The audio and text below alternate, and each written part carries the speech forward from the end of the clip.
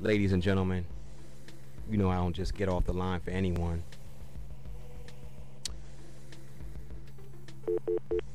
Sir, are you there? Yes. Everybody, welcome to Mr. Randall Robinson. We want to thank you, brother, taking time out of your busy schedule to be with us. Well, I'm happy to be here, man. Are you traveling safely? Thanks for having me. Yes, I'm in Boston now. Okay. And New York tomorrow, and then I'm coming down to Washington to see you all. Well, the last time I saw you, we were together with Ralph Nader. Oh, yes. And we were debating the use of language, restitution versus reparations. So we figured it out, and you've since that time gone through so many changes on our behalf, really.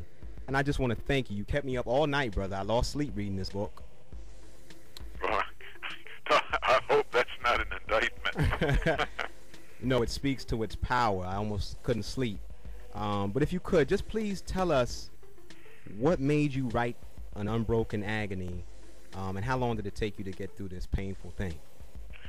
Well, the spine of the book was fairly quickly done, and that is the story of what actually happened the night that President Aristide and his wife Mildred Trujillo Aristide were abducted from their home and taken to the Central African Republic. I was directly involved in it, and it was a story that the Bush administration completely and successfully covered up, and I thought for posterity and for current understanding that it was important, since some of us were involved directly in it and knew what happened, to tell the story of how they were abducted by American forces and how they were taken to the Central African Republic and detained there, and how Congresswoman Maxine Waters and Sharon Hay Webster of Jamaica and Ira Kurzban of Miami and I went to the Central African Republic to rescue President Aristide and his wife, and to take them to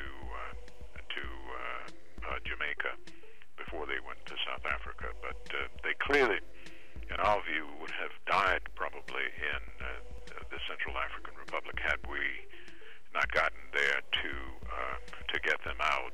And but there can be no doubt that they were abducted by American forces and taken in an unmarked plane via Antigua, and those were refueling stops, and on to the Central African Republic. Now, if I could jump in and do what you do in your book, could you just succinctly tell us what makes Haiti so special, such a hot potato, so to speak, with U.S. foreign policy and even European, I guess, going back from slavery? Well, yeah, you have to go back to that in the 1700s. Haiti was the most profit-productive piece of property in the French global empire. They had 465,000 enslaved Africans there, producing more wealth than was produced by the 13 American colonies for Britain. It was the crown jewel of the French slave global empire, and it gave hope to Napoleon that he would rule the world. Well, in August 1791, 40,000 of these enslaved people revolted, and they fought a 12-and-a-half-year war. 150,000 blacks died in that war. 50,000 French soldiers and English soldiers were killed in the war as well. Napoleon became so brutal in his efforts to sustain empire that he ordered the extermination of all blacks in Haiti over the age of 12, gassing many of them in ship's holds with sulfur dioxide. Thomas Jefferson said that the United States needed to reduce Toussaint Louverture, the leader of the ex-slaves who were fighting, needed to reduce Toussaint to starvation.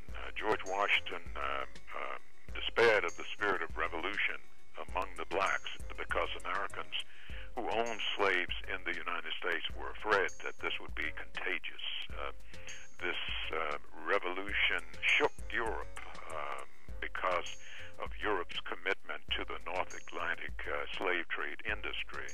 And it also inspired revolutionaries in Latin America to take up arms against Spain. And so Simón Bolívar and all of these people were inspired and aided directly by a free Haiti. And that's why we now have Venezuela, and we now have Bolivia and Colombia and all of those countries, because of the direct role that the Haitian Revolution played in ending slavery in the Western Hemisphere. It's an extraordinary event that particularly all black people in the world should know about. And the great tragedy is that few do. Well, the West never forgave Haitian blacks for that, and they slapped sanctions on them, embargoes on them. The American embargo, after the Free Republic was inaugurated in 1804, lasted until the end of the Civil War in the United States, and then Woodrow Wilson invaded. The French in 1825 imposed reparations on the ex-slaves for having won their freedom, and extracted from them upwards of $21 billion that Haiti didn't finish paying off until 1947. So if Haiti is poor, it is because of what the United States and France and the European community have done to it for almost 200 years, and much of it is in response to the sustained anger of having lost the Haitian Revolution, when the best of Europe's armies could not defeat the armies of ex-slaves led by Toussaint Louverture and Jean-Jacques Dessalines. Now, Mr. Robinson, if I could, I want to isolate something that you said about Simón Bolívar. Many in the progressive community, our black and brown family, gloss over the connection. If you could just pinpoint it, I believe in your book, it's the relationship between Simón Bolívar and the president of Haiti. Well, if you go to the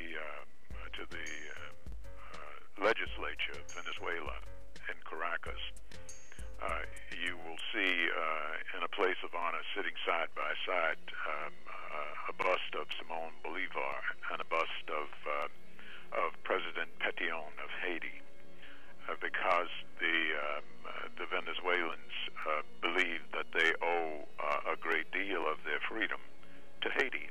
The Haitians sent arms and sent soldiers to fight with Bolivar in the Latin American Revolution against Spain. So what Haiti did, it did for the whole hemisphere. There's a street in Haiti named John Brown Avenue. When John Brown was hanged in the United States, flags in Haiti flew half-mast. Any slave from any place in the world who was fleeing slavery could find a home in Haiti. Their doors were open to it, and they were resented and loathed